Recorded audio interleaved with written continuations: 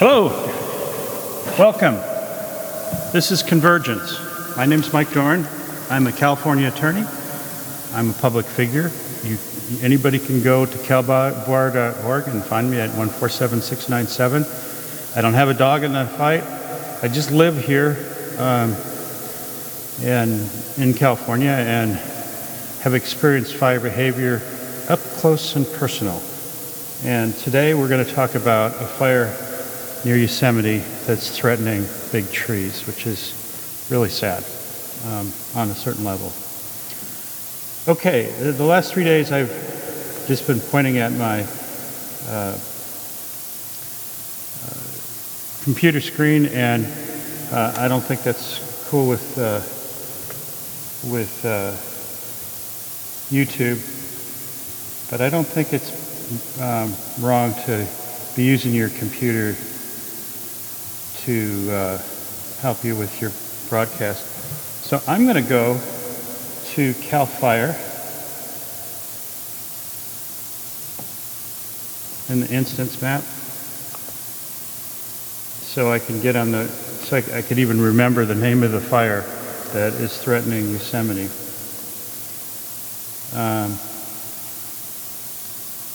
So you go to calfire.org and you go to incidents, and I like to go to the map part of it.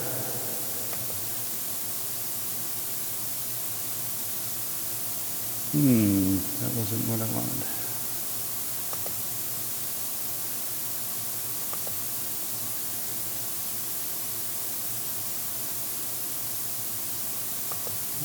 Okay. Pardon me while I pull up. I want to give you the right name of the fire. So, for literally decades, I've been monitoring space weather. What is space weather? Well, it's the stuff that comes out of the sun, it comes out of space. And I think most people who care about climate change have really given space weather a secondary thought, and they just look at it simply as CO2 is a greenhouse gas, and the sun hits the greenhouse gas and warms up the earth, and look at it very simply. And I look at it just totally different, that CO2 is not interesting as a greenhouse gas. It's part of something that has to be dampened or modulated. But it takes 600 years for CO2 to come out of the atmosphere. It's way too long for it to be part of a biological process with that mechanism. So the mechanism that is most interesting to me is CO2 in clouds. Okay, so it's called the Washburn fire, and this fire is terrible. It's threatening the big trees in Yosemite, one of the most beautiful places in the world. And so I'm going to ask a simple question. Why is this particular fire so active? What is it doing that's different? What is happening that maybe distinguishes it, that has nothing to do with the fact that everything's parched dry here? And the parched dry actually is part of it that is related to what I'm about to talk about. But I'm going to be a little bit more specific about the Washburn fire in terms of what is going on. There's a really good YouTube channel, if you're interested, called The Lookout, and Zeke has described this fire pretty well. I'd encourage anybody interested in this fire to go and look at Zeke's program. But he talks about spotting. And there's this idea that fires go up in the air and then the embers come floating downwind, and they light up the rest of the forest, even though firefighters at great expense and effort have put these lines. They've laid down retardant with planes and so forth, trying to control this fire, which right now is completely uncontrolled. And we have some hot weather on top of that. So what's going on here that's causing this fire, and the behaviors maybe that are a little bit different Now, 2018, which is the fire that I was in, up and close and personal, called the car fire, had to be evacuated. You know, when you look at things from your own world, from your own little place in the universe, you don't realize that there are other places. And it wasn't just the Paradise Fire in 2018, but it was also the fire in Sonoma as well. And then in 2020, that was the most active fire year on record in California. In fact, I can go to Wiki right now and just do a search on California fires over here. It's just, anyway, there was the most active year in California history was 2020, and I'm a person who follows space weather. So the best website for that is spaceweather.com. And I go there, and I have for decades, and I've checked out what the space weather is in relation to tropical storms. And back in the day, I have a very good mind for patterns, picking up patterns. I noticed that you saw that it would get quiet for tropical storms during the valley of the sunspot cycle, and then it would get quiet during the peak of the sunspot cycle. You'd see the active periods on either side of the peak in the valley. And I thought it was just related to sunspots. Maybe too much sunspots was just difficult on tropical storms. And I definitely was looking at this balance between solar winds and X-rays. But as it turned out, there's an inverse relationship between cosmic rays and an active sunspot cycle. And so the more active the sunspot cycle is, the sun's radiative magnetic field and the output from the sun is very powerful, and it shoos away cosmic rays. And then conversely, when the sun's quiet, it allows cosmic rays to come through. And I've chose this place to live here in Redding, California, because of the Pacific High, and just specifically, I was very interested in how rain would come into the Pacific Northwest, and then just the behaviors relative to this location. And about 20 years ago, I just began really studying it, and studying what skeptics had to say, studying what warmers had to say. And I just picked up through monitoring, just hard, diligent data monitoring of the solar activity, that there was this relationship between what space weather was doing and what tropical storms were doing. And now more specifically, a website like spaceweather.com has the information about cosmic ray levels as well. Well, in 2018, when these fires hit us here in Redding, Paradise, and then down in the Bay Area, and the one down in the Bay Area was, at that point in time, one of the biggest fires of all time here in California. A couple interesting things to note. There was a record lightning strike in terms of length that was in South America that was picked up on a new satellite that was launched in 2016. And then that year the sun was very, very quiet. We were at the solar minimum, so these cosmic rays were very high. And that's an interesting feature to notice, the big lightning in South America, and then the fire that we had, and just particularly the state of the solar input into the climate system. So I've said this before. Albert Einstein said among the most difficult problems in all of physics is the Earth's magnetic field. I'm arguing that it's the most difficult problem in all of biology. And and particularly what nucleotides did, they did, was they would get into supercooled cloud droplets and affect the shape of the ice crystal that would form in a calculated way. And it would depend on the mass of the nucleotide, it would depend on its length, its shape, its charge. And all those things, very much like electrophoresis, you'll get banding between an anode and a cathode, and that's how we can read and understand what a nucleotide is. Because you take a sample, you put it in a gel, and then in that field it migrates at a certain rate depending upon those factors of size, shape, mass, charge. Even handedness of a molecule gets picked up.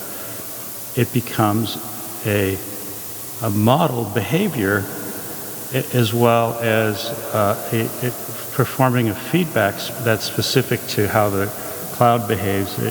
And when you have a mass of nucleotides in clouds, then you're going to have a calculated feedback. And this affects the cloud microphysics in a way, ultimately, that spells whether there's going to be convection, spells whether there's going to be lightning, and then protects the global electric field. And the Earth's magnetic field, if it's too strong, it will attract too much dust and water and gas from space, and you get a hothouse. If the Earth's magnetic field is too weak, you're going to get the atmosphere stripped away, and you're going to have Mars will be a dead planet. So nucleotides, that's how they started to solve that very specific problem. And carbonation got involved by, in a symbiotic way or connected way to the nucleotides, because they too will distort the shape of a water molecule freezing into ice, or a collection of water molecules freezing into ice. So water has what's called the van der Waals force. It's a weak force that captures a little bit of the electron in the orbitals of the water molecule. And what that means is that the hydrogens in the water molecule will have a slightly positive charge relative to the water molecule, and the oxygen will have a slightly negative charge. And so that's why water can become a liquid, is because the water hydrogens will be attracted to the water oxygen, and it kind of is a fluid motion of attraction until it freezes, and then it locks in and then won't move. And it's an electrostatic order at the end of the day. And when it locks in, it gives off energy called a delta energy. And when you have a lot of water molecules doing that, they'll heat up a parcel of air that the water is in, make the air expand and make it rise. So the fact that if you're in a static field, positive and negative charges, and the water interacts with dissolved carbon dioxide or carbonic or carbolic acid, it changes the shape and the context of the field of the ice crystals that form. And when the second it starts changing shape, it changes the rate at which the ice is freezing. And then that becomes very interesting in terms of cloud orders, because if you have, it takes a lot of energy to make negative charges together, a lot of energy to make positive charges together, and then of course negative and positive charges annihilate each other. The same is true with high and low pressures. A low pressure takes energy to make a vacuum, and it takes a lot of energy to compress air. And so the two forces, electrostatic and air pressures, are held together in balance by water and clouds, because water is a powerful dielectric, and water is part of the convective processes. And so the two work together. It's a complexity, and this is how life began. And Now, where it is today is, of course, there's not a lot of free nucleotides floating around in the oceans. Cells have captured them and saved them. But the intelligence that brought this about is still here with carbon dioxide. The surface lows will remove carbon dioxide from the oceans. It gets into the clouds, and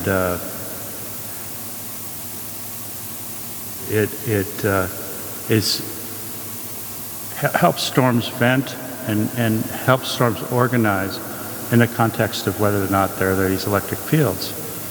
So back to the Washburn fire. A couple things happened. A couple days ago, as this fire started to develop, there was an M-class X-ray event, which comes and energizes the ozone layer and creates ozone. And then a couple days later, there was another M-class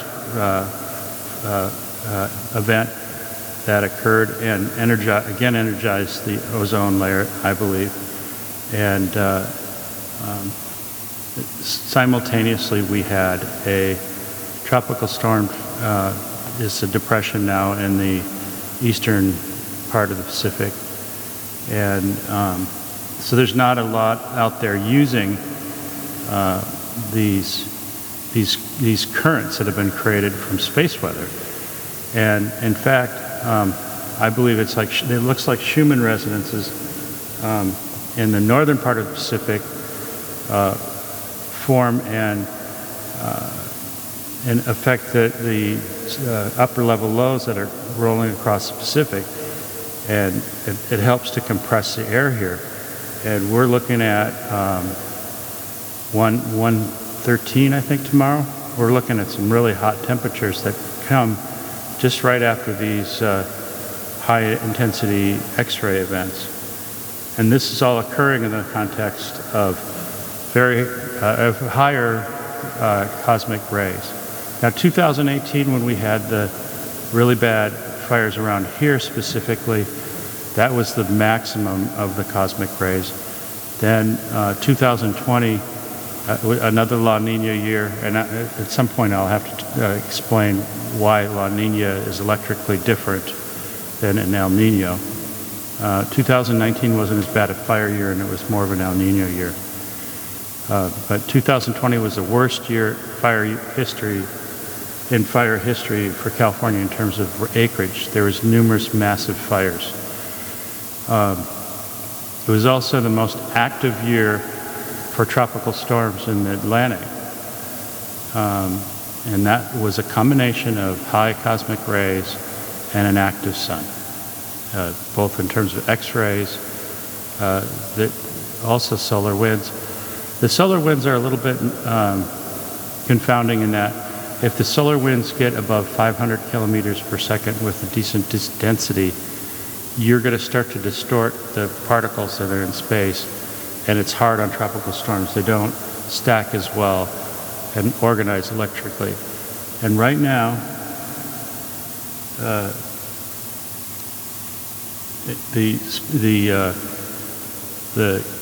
space weather has calmed. It's under 500 kilometers per second, and you have this X-ray event, and you have high cosmic rays, and that kind of combination gives you a lot of particles. So what happens with a fire is you're getting water and carbonation going up in the air, and it's not what's going on the surface where the fire is.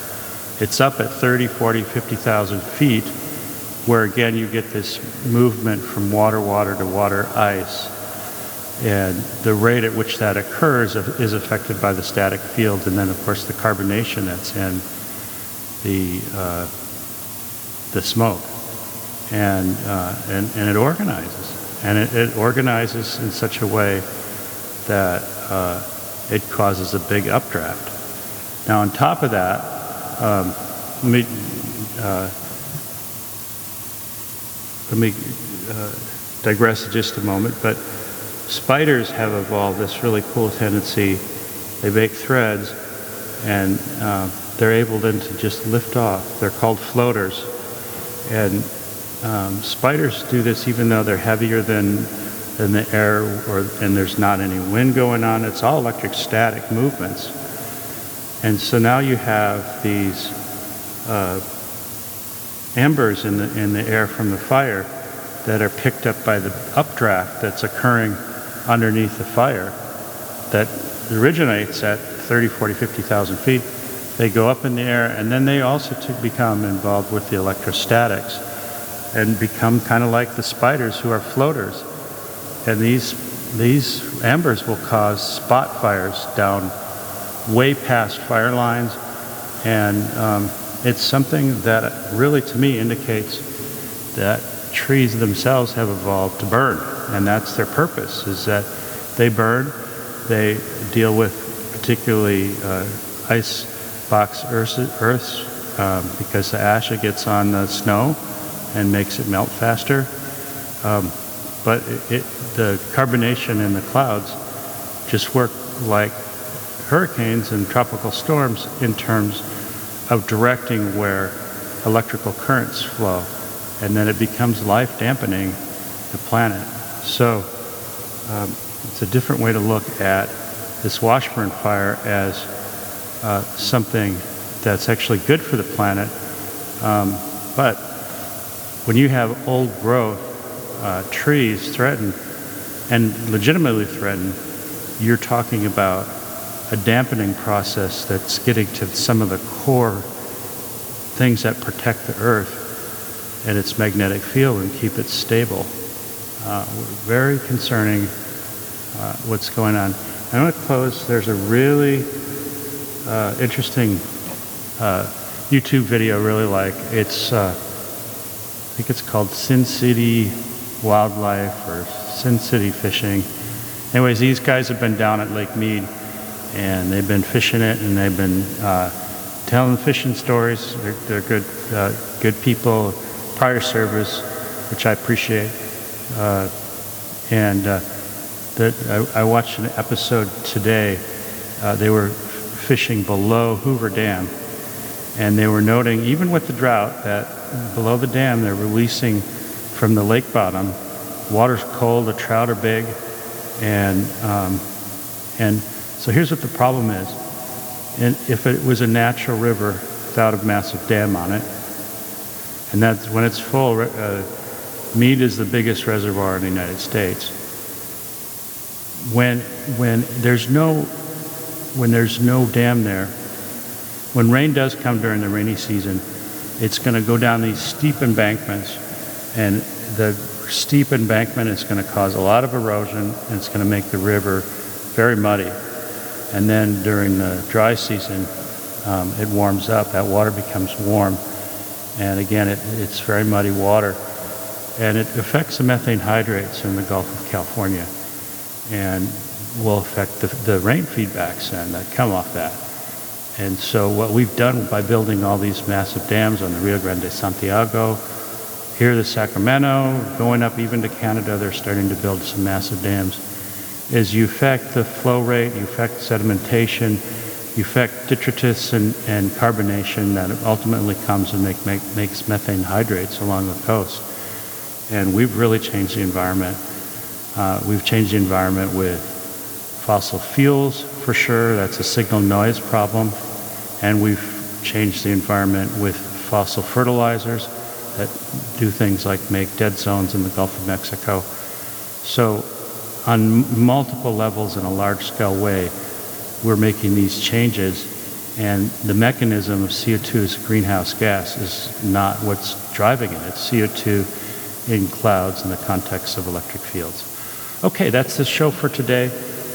Keep monitoring that Washburn fire. It's very sad what's going on with that old growth fire. And good luck.